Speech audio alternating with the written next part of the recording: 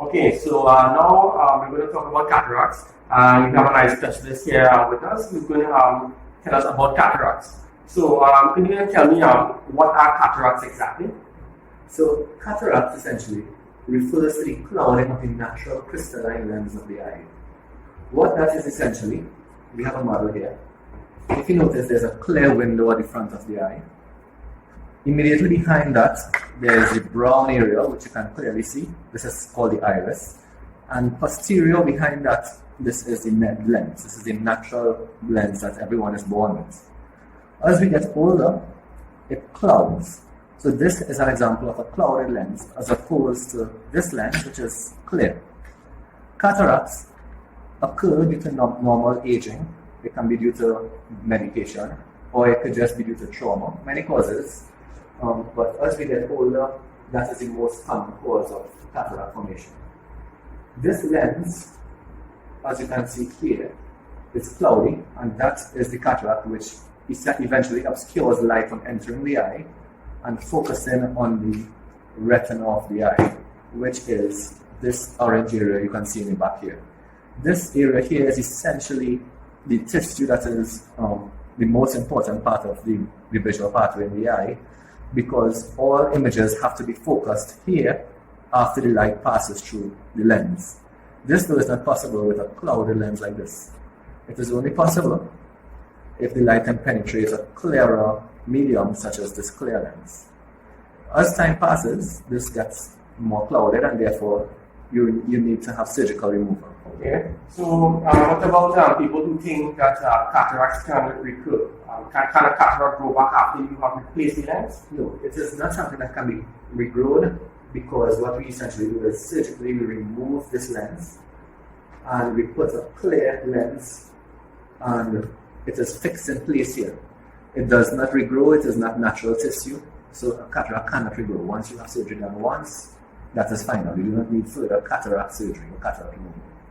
Okay. Now I've heard that some people who wear glasses after you do cataract surgery, that there is you maybe need for glasses, or at least you can get a weaker strength of glasses. Refractive error is a different issue.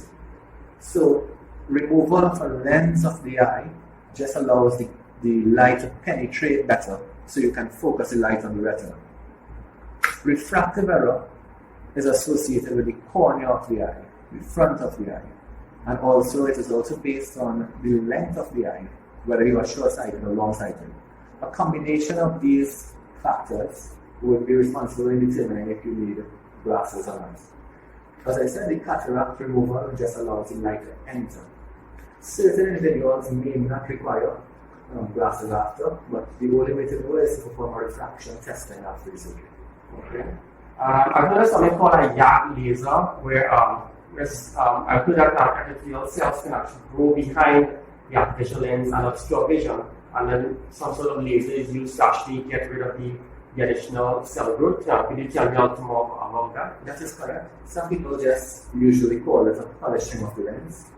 What that is essentially is these cells, as you said, normally deposit and grow towards or around the posterior capsule of the lens. So essentially there's a bag, a natural bag in the eye that holds the natural lens which you born with. This cataract surgery removes your lens, but that bag remains.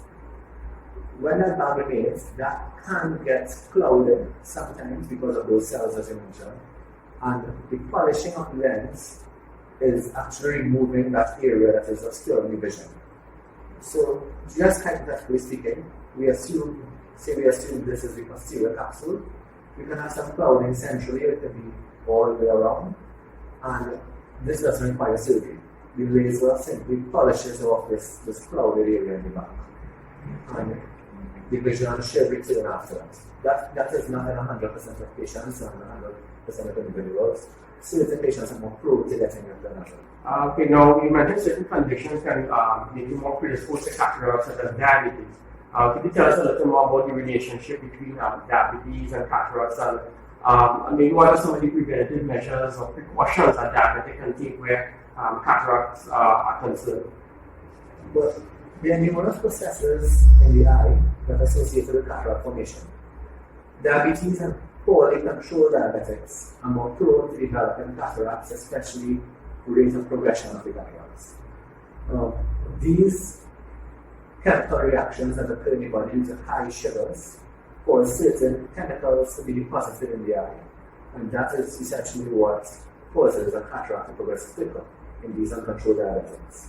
So, as a normal healthcare provider would advise, you have to maintain the sugar levels, stay away from UV radiation, but you naturally cannot avoid the aging process. So at some point, you will need to have your eyes checked for bleeding behind the eye as well as for development of cataracts. Okay. What about steroid use? Are there certain people who use steroids on a regular basis to maybe control another medical condition that may make them more prone to cataracts? So steroid use is probably one of the most common drugs associated with cataract formation as well as glaucoma.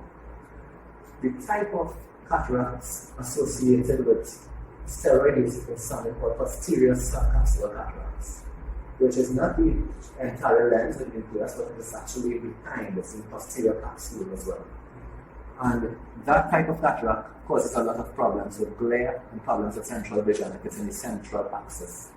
So these type of cataracts normally occur in the younger population, especially if they are on treatment with steroids for any particular reason.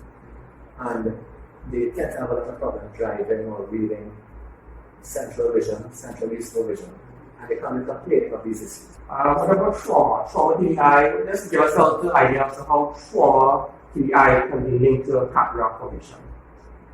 Again, just like other conditions, trauma to the eye affects the chemical nature and the chemical composition of the eye because it allows deposition of certain proteins and denaturing of proteins by different means. Right? Whether there's a micro break in the capsule, allowing fluids to enter the capsule, or simple damage to the flow of chemicals throughout the entire lens. A particular area, a small area, or the entire lens can become clouded. And again, this can also progress to the entire lens. If it just starts from one quadrant, it can progress to the entire lens. Keeping in mind that this trauma can affect the zonules, which is the structure that suspends the lens in this specific space. So this also makes the cataract surgery a little bit more technical in certain instances. I see what we have here at the facility here. What is this called here? This is called a slit lamp.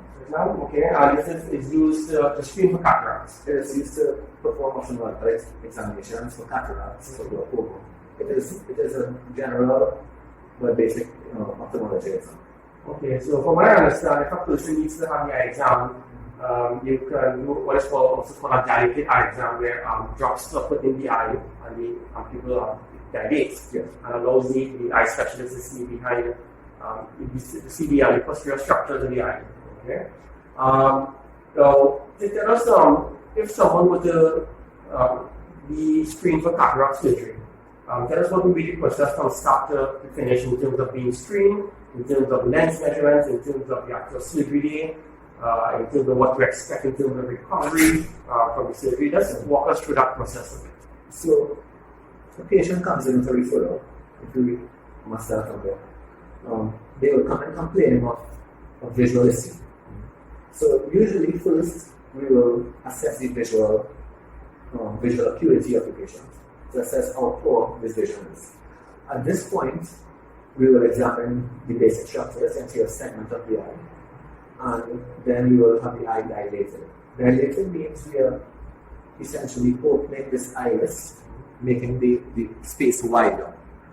This allows us to visualize the posterior structures behind the iris, which is the lens, the jelly of the eye, which is the vitreous humor, and the retina. The retina, as I mentioned before, is responsible for the vision and transferring the images from here to the retina, from the retina through the optic nerve, which is this, to the brain. If the retina is not functioning well, even if the other structures in the eye are fine, the patient will not be able to see. So we need to have a full dilated retinal exam to assess the entire visual system, at least up to the posterior aspect of the eye. At that point, when we have assessed the optic nerve, the retina, and the type of cataract, then we have a discussion with the patient to tell them whether or not they require surgery. In mild cases, they may not require surgery, and glasses may be enough. Refraction may be sufficient. If the patient does require surgery, and refraction is not helping, meaning glasses is not helping, and the patient wants to have cataract surgery performed, then we will have to do a particular measurement of the eye to determine what strength of the lens we are going to replace. So we are going to replace the cataract and put a clear lens into the eye instead. Okay, so one technique is not a one-size-fits-all. You have to measure and get a particular. Yes, it's based on the patient. Each patient is different. So at that point, once the measurements are done and we determine which lens goes into the eye, then the patient is scheduled for surgery. On the surgical day, the patient will be fully awake. This is not done under general anesthetic. The patient is awake and therefore can have breakfast or can eat before. Doesn't need to fast. The patient is advised to take all the medication, the diabetic hypertensive medications. Surgeons may advise the patient to stop aspirin, which to decrease the risk of bleeding. And after this, the patient is laid flat on the bed, and surgeon's preference again, the type of anesthetic may vary. There's something called a subtenon's anesthetic, peribulb anesthetic. It may vary, surgeon's choice. It's important to note that the eyes are dilated for surgery, so it may be difficult to dry. Glare will be an issue as well afterwards if the eyes are clean. And if the other eye is open, glare will still bother you. And the eyelid may droop because of the anesthetic. So it is advisable to come with a family member or someone who can take you home. Right. When I say the eyelid may droop, that is temporary. That is temporary. It may last just a couple of hours. And it's reversible. You will go home with a pad over the eye, which is normally removed on the following day where we assess the eye. And then we will determine how the eye will be followed up afterwards.